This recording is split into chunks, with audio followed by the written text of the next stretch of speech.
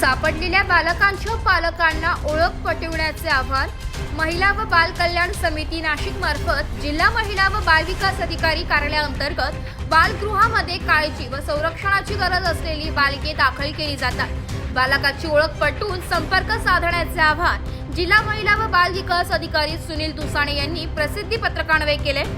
कुमार वय वर्ष 17 हा बालक 24 जून 2023 रोजी Nashik road railway station Nashik यांच्या हद्दीत विना बालक आढळून आला। या बालकास बाल कल्याण समिती नाशिक यांच्या आदेशान्वये शेल्टर डॉन बॉस्को नाशिक संस्थेत दाखल करण्यात आले।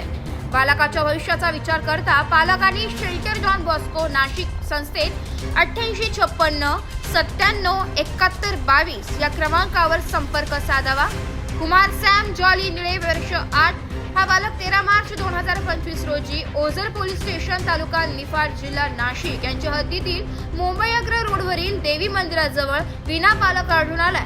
या बालकास बाल कल्याण समिती नाशिक यांच्या आदेशान्वये आधार आश्रम नाशिक संस्थेत दाखल करण्यात आले।